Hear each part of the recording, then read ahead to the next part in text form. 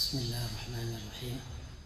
الحمد لله رب العالمين، والعاقبة للمتقين ولا عدوان إلا على الظالمين، والصلاة والسلام على أشرف الأنبياء والمرسلين، أما بعد.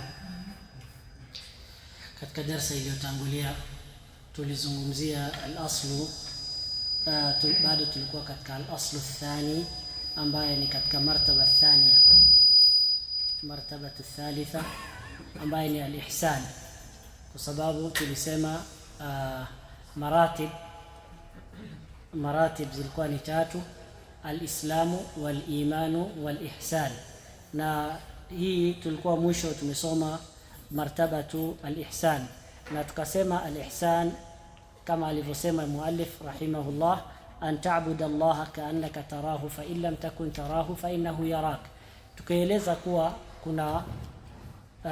tukaeleza kuwa hii martaba hii iko na ruknu moja, ina nguzo moja peke yake, al-ihsan, lakini ahlul ilm wameigawanya mara mbili, kwa sababu alivyosema Mtume alayhi salatu wassalam, an ta'budu Allah ka'annaka tarah fa in lam takun tarah fa innahu yarak. Kwa hivyo ya kwanza, an ta'budu Allah ka'annaka tarah, hii tulisema ahlul ilm wanaita martabatul mushahada, na ya pili, an ta'budu Allah ka'annaka tarah fa in lam takun tarahu fa innahu yarak, yani kama humuoni yeye Allah subhanahu wa ta'ala yuwakuona, basi hii inaitwa martabatul muraqaba, martabatul mushahada na martabatul muraqaba.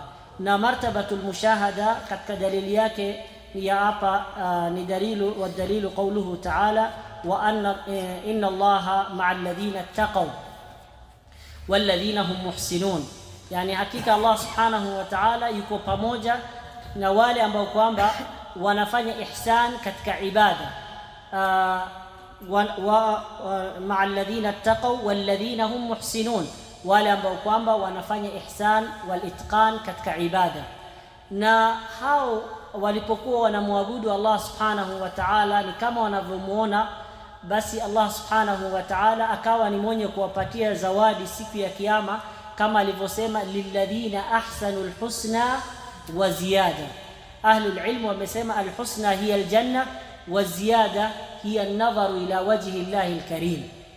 Kwa hivyo walipokuwa wanafanya bidii hapa duniani na wanamwabudu Allah subhanahu wa ta'ala ni kama wanavyomuona, Allah akawa ni mwenye kuwapatia zawadi siku ya kiyama, ikawa wanamuona Allah subhanahu wa ta'ala. Ndio Allah akasema lilladhina ahsanul husna, wale ambao kwamba wamefanya ihsan, itqan katika ibada, na wakawa wanamwabudu Allah subhanahu wa ta'ala ni kama wanavyomuona, basi watakuwa siku ya kiyama watakuwa na husna wa ziyada.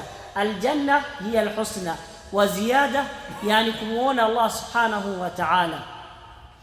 Na katika hiyo aya ambayo inafuatia, watawakkal ala al-azizir rahim alladhi yaraka hina taqum.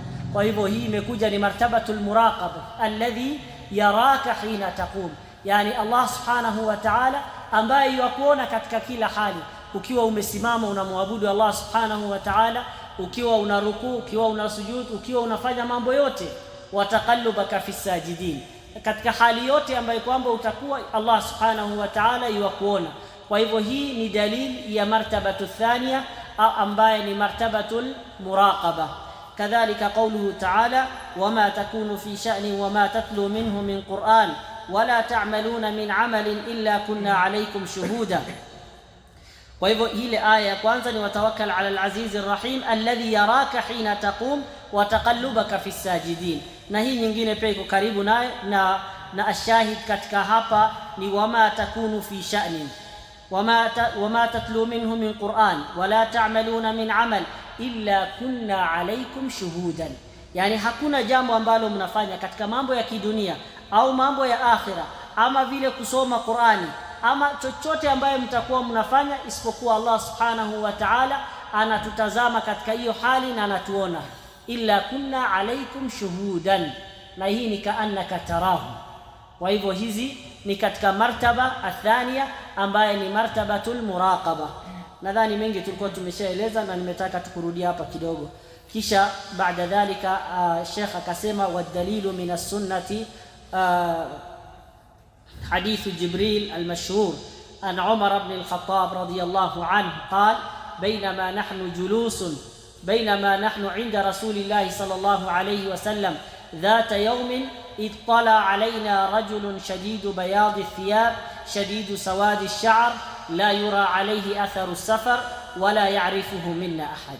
Anaeleza Umar bin al-Khattab radiyallahu anhu ya kuwa bainama nahnu inda rasulillah, pindi walipokuwa wamekaa pamoja na mtume alayhi salatu wassalam, dhata yawmin, siku fulani katika akasema itala alaina rajulun, pindi sisi tumekaa ghafla tuko na mtu ametokea na amekuja kwa mtume alayhi salatu wassalam, na hizi ni katika sifa yake, shadidu bayadhi thiyab, nguo zake zilikuwa ni nyeupe kabisa, haina athari ya kuonyesha kuwa huyu mtu ametoka safari. Shadidu bayadhi thiyab, shadidu sawadi sha'r, nywele yake pia vile vile haina athari yoyote. Kwa hivyo nywele ni nyeusi kabisa na nguo ni nyeupe na hakuna dalili yoyote, la yura alayhi atharu safar, hakuna athari yoyote ya kuonyesha kuwa huyu mtu ametoka safari.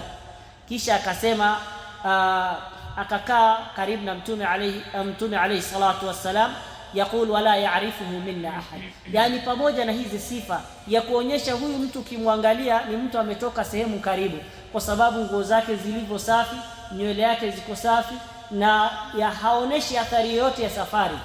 Kwa hivyo na hakuna yeyote ambaye anamjua, wala ya'rifuhu minna ahad, hatta jalasa ila nabii sallallahu alayhi wasallam, mpaka akakaa karibu na mtume alayhi salatu wassalam. Fa asnada rukbatayhi ila rukbatayhi, akawa ni mwenye kukaa karibu na mtume alayhi salatu wassalam, yani magoti yake pamoja na magoti ya mtume alayhi salatu wassalam ameziweka karibu kabisa. Fa asnada rukbatayhi ila rukbatayhi nabii sallallahu alayhi wasallam, wa wada'a kaffayhi ala fakhidayhi, na akaweka mikono yake fakhidayhi. Ahlul ilm wametofautiana adhamir inarudi wapi. Je, ameweka ala fakhidayhi nafsihi au ala fakhidayhi nabii sallallahu alayhi wasallam? Je, mikono yake aliweka kwenye mapaja ya mtume alayhi salatu wassalam ama aliweka kwenye mapaja yake? Kwa sababu ala fakhidayhi kuna ihtimali ya kuwa dhamiri inarudi kwake yeye mwenyewe ama kwa mtume alayhi salatu wassalam, na ahlul ilm wametofautiana, na wengine wale ambao wamesema ya kuwa ala fakhidayhi, yani ala fakhidai nafsihi, wanasema ya kuwa kama Sheikh Uthaymeen rahimahullah ameeleza katika sharh ya 40 an-Nawawi ya kuwa ameeleza ala fakhidai nafsihi, kwa sababu hiyo ndio ishara ya adab. Na lakini ukirudi katika baadhi ahli ilmu utapata wametafsiri ya kuwa ala fakhidai nabii sallallahu alayhi wasallam. Kwa hivyo iwe yenye itakuwa almuhim, ikiwa ni kwenye mapaja yake, yani maana yake ameweka mikono yake kwenye mapaja yake mwenyewe ama ameweka mikono yake kwenye mapaja ya mtume alayhi salatu wassalam. Lakini wale ambao wanasema ameweka kwenye mapaja yake, wanasema hiyo ndio adabu ambayo hiyo ndio njia moja ya kuonyesha kuwa hizi ni adabu. Huyu anakaa kama mwanafunzi na mtume alayhi salatu wassalam ndio mwalimu, na si adabu yeye aweke mikono yake kwenye mapaja ya mtume alayhi salatu wassalam. Kwa yote iko na ihtimal, wallahu a'lam. Kwa hivyo wa wada'a kaffayhi ala fakhidayhi wa qala ya Muhammad, kisha wala ya'rif hatta asnada rukbatayhi ila rukbatayhi wa wada'a kaffayhi ala fakhidayhi wa qala ya Muhammad akhbirni 'anil islam. Akamueleza mtume alayhi salatu wassalam, akaanza kumuuliza nieleze kuhusu Uislamu, yani Uislamu ni nini, mal islam. akaeleza mtume alayhi salatu wassalam, faqala rasulullah sallallahu alayhi wasallam, alislamu an tashhada an la ilaha illa Allah wa anna muhammadar rasulullah. Uislamu ni kushuhudia ya kuwa hakuna mola apasaye kuabudiwa kwa haki isipokuwa Allah subhanahu wa ta'ala. An tashhada an la ilaha illa Allah wa anna muhammadar rasulullah, na maana shahada an la ilaha illa Allah na maana shahadati anna muhammadar rasulullah zote zimetangulia. Kwa hivyo Sheikh alishaeleza maana ya shahadati an la ilaha illa Allah na shahadati anna muhammadar rasulullah. Kwa hivyo hii ni kuleta tu ile dalil, wa ila masail zimeshatangulia. Kisha wa shahadati anna muhammadar rasulullah na ya kuwa mtume alayhi salatu wassalam ni mtume wa Allah subhanahu wa ta'ala. Na Sheikh alitangulia kusema maana ya shahada anna Muhammadar Rasulullah, akasema ta'atuhu fima amar wa tasdiquhu fima akhbar wa ijtinabu ma naha anhu wa zajar wa alla yu'bad Allah illa bima shara. Hizi vitu vinne ndio Sheikh alieleza katika maana ya shahada anna Muhammadar Rasulullah. Ta'atuhu fima amar, yani kumtii mtume alayhi salatu wassalam katika yale ambayo ameamrisha. Wa tasdiquhu fima akhbar, na kuamini yale yote ambayo amekuja nayo mtume alayhi salatu wassalam. Tasdiquhu fima akhbar, yale ambayo mtume ameeleza lazima tuyaamini na kusadikisha. Wa tasdiquhu fima akhbar, kisha akasema wajtinabu ma naha anhu wa zajar, yani yale yote ambayo mtume alayhi salatu wassalam ametukataza tuwe nayo mbali, tujiweke mbali. Wala yu'bad Allah illa bima shara, na tusimwabudu Allah subhanahu wa ta'ala isipokuwa kupitia kwa sheria ya mtume alayhi salatu wassalam. Hii ndio maana ya shahada anna Muhammadar Rasulullah ambaye Sheikh alishatangulia kueleza. Kisha akasema watuqima salah, na kusimamisha sala. Na kusimamisha sala ni muhimu kujua rukun za sala, nguzo za sala ni zipi, shurut za sala ni zipi, arkanu sala ni zipi, ili mtu awe anajua wakati anaswali nini, na akikosea mtu kitu ndani ya sala ajue hukumu yake ni ipi. Naam, hiyo ndio maana ya iqamatu salah, yani iqamatu wajibatiha wa arkaniha wa shurutiha. Naam, wa tu'ti az-zakah, na pia uwe ni mwenye kutoa zaka. Naam, wa tuqima wa tasuma Ramadhan, na kufunga mwezi wa Ramadhan. Wa tahujja albayta in istata'ta ilayhi sabila, na uwe ni mwenye kufanya haji kama utakuwa na uwezo, kama alivyosema jalla wa ala, walillahi ala an-nasi hijjul bayti man istata'a ilayhi sabila. Qala sadaqta, kisha akamwambia umesema ukweli. Fa'ajibna lahu yas'aluhu wa yusaddiqu, yani tukawa tunashangazwa vipi huyu anamuuliza mtume alayhi salatu wassalam maswali kisha yeye mwenyewe anamwambia sadaqta. Kwa hivyo hii ilikuwa ni jambo la kuwashangaza. Akasema yasaluhu wa yusaddiquhu, yuamuuliza kisha yuamwambia sadaqta, umesema ukweli. Kisha akasema fa akhbirni anil iman, nieleze kuhusu imani. Akasema al-imanu an tu'mina billah, akasema imani ni kumwamini Allah subhanahu wa ta'ala. Na tulieleza katika kumwamini Allah subhanahu wa ta'ala kuna mambo manne. Naam, ya kwanza nani anakumbuka? Naam, yani an tu'mina billah, al-imanu billah tulisema yatadhamman arba'ata umur. Kuna mambo manne ambayo kwamba iko chini ya kumwamini Allah subhanahu wa ta'ala. Tulisema ni zipi? Naam, inamaanisha tunaenda tu watu wamesahau. Kwa hivyo tulisema an tu'mina billah, kuamini Allah subhanahu wa ta'ala. Kwanza al-imanu biwujudi Allah jalla wa ala, ya kuwa Allah subhanahu wa ta'ala yuko, kwa sababu kuna watu ambao wanaamini aslan Allah hayuko. Sawa, kuna watu wanasema hakuna kitu, hakuna Mwenyezi Mungu, sio? Kwa hivyo lazima kwanza mtu aamini biwujudi Allah jalla wa ala, ya kuwa Allah subhanahu wa ta'ala yuko. Kisha al-imanu bi rububiyyatihi jalla wa ala, ya kuwa Allah subhanahu wa ta'ala ndio al-khaliq, al-raziq, al-muhyi, al-mumit. Hii ndio rububiyya, yani kama tulikuwa tunasema tauhidullahi bi af'alihi, yani kumpokesha Allah subhanahu wa ta'ala kwa vitendo vyake. Kama nini? Kama vile yeye ndio khaliq, yeye ndio mwenye kuumba, yeye ndio razik, mwenye kuruzuku, huwa al-muhyi al-mumit, yeye ndio mwenye kuua na yeye ndio mwenye kuhuisha. Kwa hivyo hii ni katika rububiyya. Kwa hivyo ni al-imanu biwujudihi jalla wa ala, al-imanu birububiyyatihi jalla wa ala, al-imanu biuluhiyyatihi, ya kuamini uamini ya kuwa hakuna anayestahili kuabudiwa isipokuwa yeye Allah subhanahu wa ta'ala peke yake. Na hii ndio masala ya uluhiyya. Maana dhalika tauhidullahi biaf'ali al-ibad, ya kuwa unamwabudu Allah subhanahu wa ta'ala peke yake. Wa'budullah wala tushriku bihi shay'an. Kisha al-iman bi asma'illahi wa sifati, ya kuwa mtu aamini Allah subhanahu wa ta'ala ana majina mazuri, na sifa zake pia Allah subhanahu wa ta'ala na sifa njema, kama alivyosema walillahi alasmaul husna fad'uuhu biha. Idhan tunathibitisha zile majina ambayo kwamba Allah subhanahu wa ta'ala amethibitisha ndani ya Qur'an, ama mtume alayhi salatu wassalam katika sunna, ama sifa zile ambazo Allah amezitaja ndani ya Qur'an, ama zile ambazo mtume alayhi salatu wassalam amezitaja katika sunna. Kwa hivyo hii ndio njia ya kumwamini Allah subhanahu wa ta'ala, kuamini yeye yuko, yeye ndio khaliq raziq almuhyi almumit, yeye peke yake ndio anastahili ibada, na hii ndio uluhia. Na kisha Allah subhanahu wa kuamini majina yake mazuri, yani hii ni katika tauhid al-thalatha pamoja na lafdh ambayo tumesema ya alwujud. Tayeb, kwa hivyo hii ndio kumwamini Allah subhanahu wa ta'ala. Kisha al-iman kadhalika bimalaikatihi, kuamini malaika wa Allah subhanahu wa ta'ala, ya kuwa hawa ni viumbe kama viumbe vingine, lakini hawa wameumbwa na nur, khuliqu min nur, na hawa ni waja wa Allah subhanahu wa ta'ala. Malaika la ya'suna Allah ma amarahum wa yaf'aluna ma yu'marun.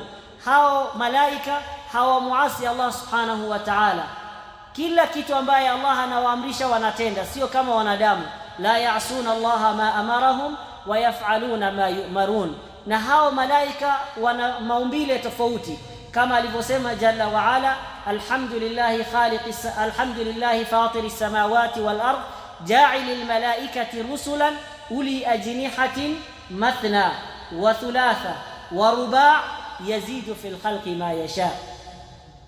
Allah ameeleza ya kuwa hao malaika kuna wale ambao kwamba wana mabawa mawili, mathna, kuna wale ambao wana tatu, mathna wa thulatha, kisha wa ruba' arba'a, yani kisha akasema yazidu fil khalqi ma yasha. Allah humzidishia yule ambaye kwamba anataka katika hao malaika maumbile, na akawa ni mkubwa kuliko wale wengine, na akawa na sifa zingine ambaye labda wengine hawana, kama vile alivyoeleza mtume alayhi salatu wassalam ya kuwa alimuona Jibril alayhi salatu wassalam walahu 600 janah, na yeye ana mabawa 600. Kwa hivyo hii ni katika vitu ambavyo kwamba Muislamu akishasikia inatakikana awe ni mwenye kuamini. Kwa hivyo kuna al-imanu al-ijmali na kuna al-imanu at-tafsili. Al-imanu al-ijmali, labda kuna mtu ambaye hajui mambo haya, anajua tu kuna malaika, lakini wewe ukishajua kwa hawa ni malaika, na ujue malaika kuna hao malaika ambao wametajwa jina, mathalan kama Jibril, kama Mikail, kama Israfil, na kila moja na kazi yake umejua. Kwa hivyo unatakana kuamini hivyo, kila moja na jina yake na kazi yake. Yule ambaye umejua unatakana kuamini hivyo. Labda kama kuna mwenye hujui, labda umeambiwa, kisha mfano kama Malik, yani labda ukaambiwa kuna malaika ambaye jina lake ni Malik, ukasema sijawahi sikia kitu kama hiyo. Mathalan mtu akakwambia Allah ametaja wanadau ya Malik liyaqdi alaina rabbuk, akaambia huyu ni katika Malik, ni min khazanati jahannam, ni katika wale ambao wanachunga jahannam. Kwa hivyo mtu akishaambiwa kitu kama hii na akaangalia na akaona ndani ya Qur'an na akakonfirm kuwa tafsiri ni hiyo, kwa hivyo inatakikana awe na hii imanu tafsili, awe ni mwenye kuamini zile details ambayo kwamba amejua. Kuna labda zingine ulikuwa hujui, ukishajua ni lazima uamini. Kwa hivyo hii ni katika masala ya kuamini malaika wa kutubihi, na kuamini vitabu vile ambavyo vimeteremshwa na Allah subhanahu wa ta'ala, na vitabu vile ni maneno ya Allah subhanahu wa ta'ala, yani si maneno ya mwanadamu. Na mwisho ni Qur'an, na hii Qur'ani pia ni maneno ya Allah subhanahu wa ta'ala. Kwa hivyo lazima Muislamu awe ni mwenye kuamini Qur'an ni maneno yake jalla wa ala, wala si maneno ya binadamu, na wala si makhluk, wala si katika viumbe, bali hii ni katika sifa min sifati Allah jalla wa ala. Kwa hivyo hivi Muislamu anatakana kuamini zile vitabu ambavyo vimeteremshwa ni maneno yake Allah subhanahu wa ta'ala, na katika zile vitabu ambayo tumetajiwa mfano kama Taurat, Al-Injil, Zabur, Suhufi Ibrahim wa Musa, zile ambazo tumetajiwa unaamini, na unajua mfano moja fulani, mfano Taurat imeteremshwa fulani, Injil imeteremshwa fulani, Zabur ni ya fulani. Kwa hivyo unatakikana kuamini hivyo. Taurat ni ya nani? Naam. Musa, sio? Na Injil, Zabur. Naam. Kwa hivyo ukishajua hivyo unatakikana kuamini. Labda kuna vitabu ambavyo kwamba hatuvijui, tunatakikana kuamini kuwa kuna vitabu vimeteremshwa, lakini sisi tunaamini kwa ujumla kila kitu ambaye Mwenyezi Mungu ameteremsha kwa wale waja wake maambia alayhi salatu wassalam, tunatakikana kuamini. Kama hatujui kuhusu chochote kuhusu hizo vitabu, naam, tunaamini al-imanu al-ijmali. Naam, kama baada dhalika ni rusul, al-imanu bi ar-rusul wal anbiya. Kwa pia hivyo vile tumeeleza kutub ndio pia rusul, kwa sababu Allah anasema minhum man qasasna alayka wa minhum man lam naqsus alayka, wale ambao Allah ametueleza kuhusu hao. Kwa hivyo tunaamini na zile tafsil na zile details ambayo Allah ameeleza. Kama hakuna details zote, unaamini kwa ujumla kama vile tumeeleza katika vitabu. Na mnajua maambia alayhi salatu wassalam wale ambao wametajwa katika Qur'ani, wal yawmil akhir, na kuamini siku ya mwisho, ambaye kwamba al-imanu bil yawmil akhir ni al-iman bikulli ma ba'da al-maut, ni al-iman kuamini kitu yote ambaye kwamba Allah ameeleza au mtume alayhi salatu wassalam ameeleza yatakuwa ni yenye kutokea baada al-maut. Mfano kama sual ya malaika, ya kuwa mtu anaulizwa man rabbuk, ma dinuk, man nabiyuk. Naam, kisha baada dhalika baada hizi maswali inategemea na huyo mtu alipita hiyo mtihani ama ameanguka. Kwa hivyo inategemea hapo, kuna result akishapata ni kuwa imma naim imma al-adhab. Huyu mtu imma atakuwa katika naim min naimil janna, kwa sababu tunajua ya kuwa qabr ni rawda, imma rawdatun min riyadil janna wa imma ni hufra min hufarin nar. Kwa hivyo akijibu yale maswali huwa amefaulu na anakuwa ni mwenye kuneemeka, kama vile tulivyoeleza mwanzo wa usulu thalatha. Na kama atakuwa amefeli, basi atakuwa ni mwenye kuadhibiwa. Na kisha mambo ya al-ba'th wa nushur na nyingine Sheikh atataja mwisho wa kitabu insha Allah, masaili ambazo zinahusiana na al-ba'th wa nushur Sheikh ataeleza mwisho wa kitabu. Kisha baada dhalika akasema wa tu'mina bil qadari khairihi wa sharri, na kuamini al-qadar ile iwe ni ya shari au iwe ni ya khairi, yote inatakikana tuwe ni wenye kuamini. Na tulieleza maratibul imani bil qadar. Naam, ma hiya maratibul imani bil qadar? Naam, awalan al-ilmu, ahsant. Ya pili al-kitaba, ahsant. Nyingine al-mashia, barakallahu fik. Al-khalq. Unaweza taja zote? Ndakupatia hii kitabu kitaje zote. Kuja.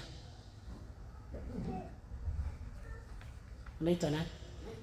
Unaitwa nani? Sadiq kusema maratibul imani bil qadar al-arba'a. Ndakupatia kitabu.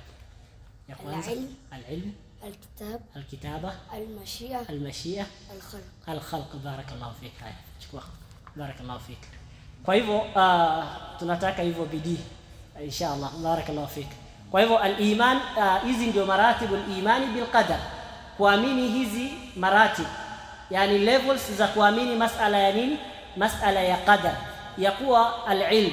Kwanza Allah subhanahu wa ta'ala alima ma kana wa ma lam yakun, kila kitu ambaye itakuwa ni yenye kutokea hapa duniani, sawa imetokea au haijatokea, Allah subhanahu wa ta'ala anajua kila kitu. La yakhfa alayhi shay'un fil ardi wala fis sama. Kisha baada dhalika Allah subhanahu wa ta'ala kila kitu ambaye amejua ameiandika katika al-lawhul mahfudh, ameiandika katika al-lawhul mahfudh, kila kitu imeandikwa. Kwa hivyo hakuna kitu ambaye itakuwa ni yenye kutokea katika hii ulimwengu isipokuwa iko katika nini? Iko katika lawhul mahfudh. Naam, kisha baada dhalika yale ambaye Allah anataka yatakuwa ni yenye kutokea, na hii ndio mashia. Mashia maana yake yale ambaye Allah anataka yatakuwa ni yenye kutokea, yale ambaye hajataka itokee haitakuwa ni yenye kutokea. Na katika mashia tulisema ya kuwa mwanadamu pia Allah ana mashia na mwanadamu pia ana mashia, yani Mwenyezi Mungu Subhanahu wa Ta'ala yale ambaye anataka ndiyo inatokea. Mwanadamu huyu ana mashia, yani mashia na irada ni maana moja, maana yake ni matakwa, yani yale ambaye anataka anaweza fanya, lakini kitu kama kile kama Allah hajakadiria haiwezi kuwa ni yenye kutokea. Ma shaa kana wa ma lam yasha lam yakun. Allah anasema liman shaa wama tashauna illa an yasha Allah, wama tashauna illa an yasha Allah. Kwa hivyo na pia baada dhalika al-khalq, kuhusiana na yani kila kitu hapa katika hii ulimwengu kuna al-khaliq wal makhluq. Allah subhanahu wa ta'ala peke yake ambaye ndio mwenye kuumba na vilivyobakia ni makhluqat. Allah subhanahu wa ta'ala ndio mwenye kuviumba. Kwa hivyo Allah subhanahu wa ta'ala ametueleza wallahu khalaqakum, yeye Allah subhanahu wa ta'ala ndio ametuumba, wama ta'malun, na yale ambayo mnafanya. Kwa hivyo katika aqida ya Ahlus Sunna wal Jamaa ni kuwa mwanadamu yeye mwenyewe ameumbwa na vitendo vyake pia viko katika vitendo vyake pia vimeumbwa, na pamoja na hivyo ana mashia, ana irada. Maana yake anafanya, akitaka kufanya kitu atafanya, lakini hawezi fanya kitu isipokuwa yale ambaye Allah subhanahu wa ta'ala ametaka ifanyike.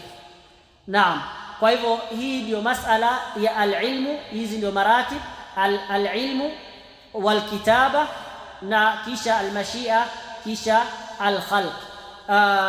Nadhani baada dhalika, baada ya hizi arkan, nadhani pia time imefika, lakini wacha tumalizie tu katika al-ihsan, kwa sababu tayari tulikuwa tushamaliza ihsan, ili tuweze kuanzia katika darasa ijayo katika pati ya mwisho.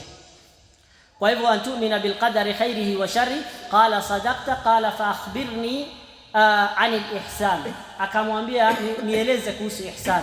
Nadhani na ihsan ndio ilikuwa mwanzo wa leo darasa yetu. Tumeieleza masala ya ihsan, wa huwa an ta'budu Allaha ka'annaka tarah fa in lam takun tarahu fa innahu yaraka, qala fa akhbirni anis sa'a. Kwa hivyo inshallah tutaanzia hapa katika fa akhbirni anis sa'a.